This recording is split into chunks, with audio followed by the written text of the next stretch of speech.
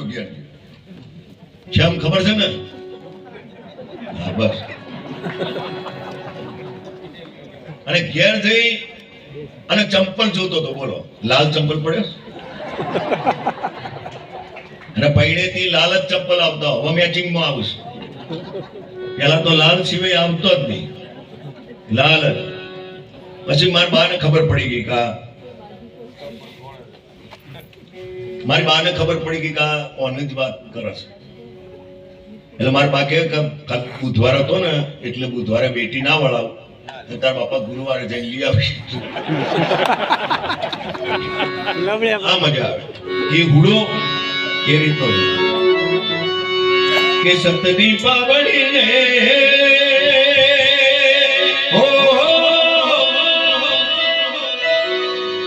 એ ભગવાન લેવા આ ધરતી પાર. ચારે છેડે બાલો જોઈ વળ્યા હો, એક ના જોયો મન કામતા. રાણાની વાગી રે છત્રી શરણાઈયો રે ને પેલા ગુજરાના રાહુલભાઈ ધમક્યા રે.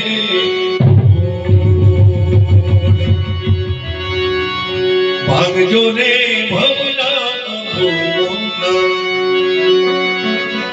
આ મળ્યો છે મનખો હારી રીતે માણી લેજો બેલો. હે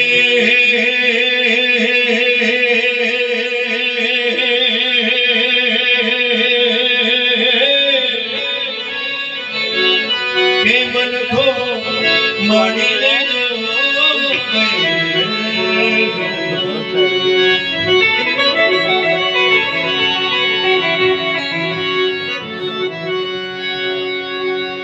બધા પ્રેમથી 4 વખત ઓમ નમઃ શિવાય બોલજો, બરાબર? જે કોઈ જે ધારીને બેઠું હશે એનું કામ મારો ભોળિયોનાથ ચોક્કસ પૂરું કરશે.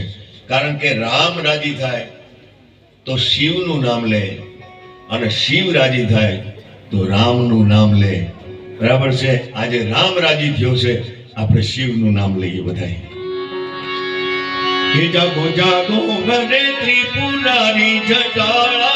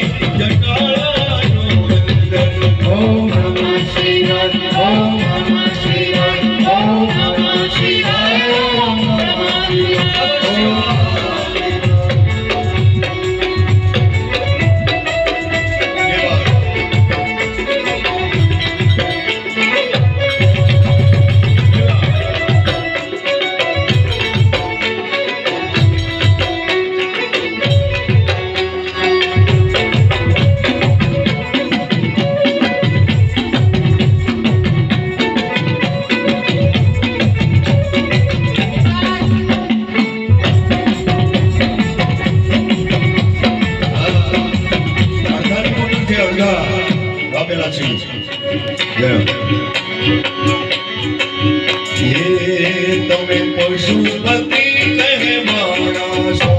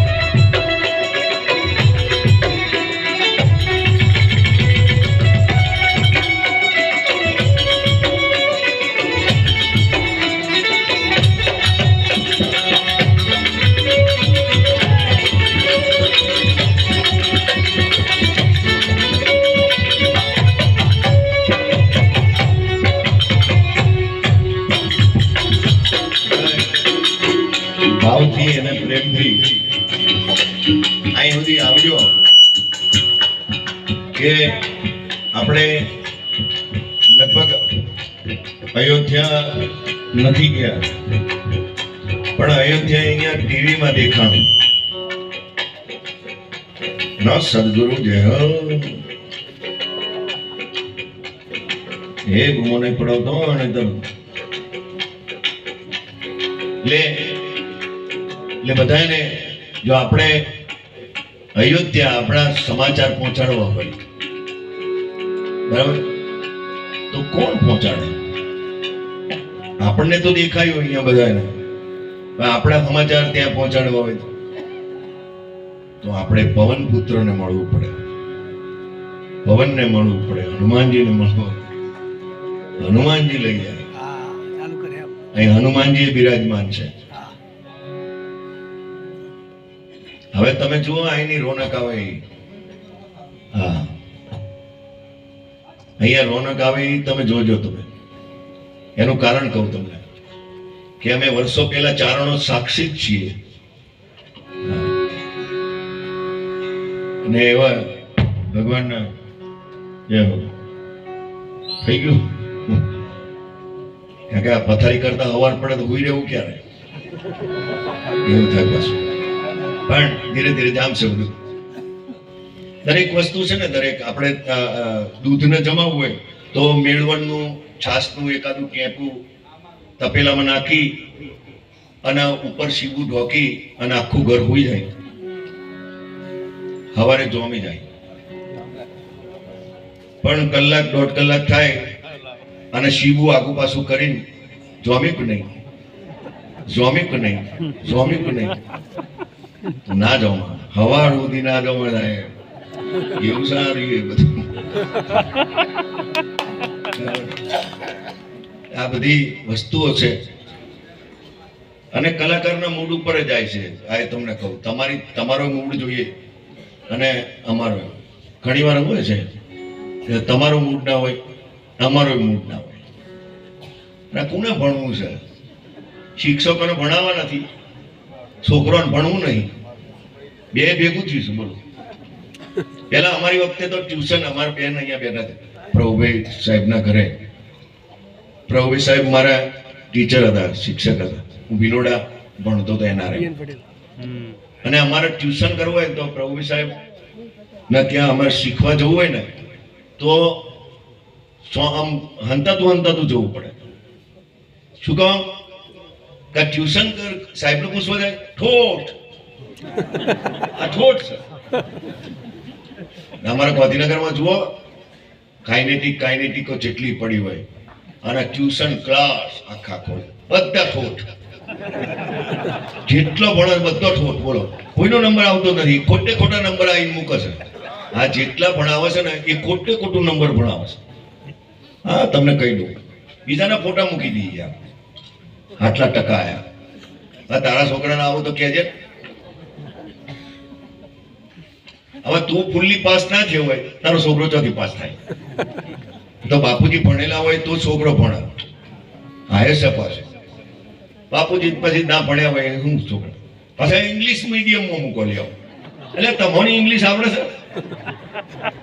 તમારા ઘરવાળીને આવડે છે કે ના? તો મને ભણાવશે કોણ?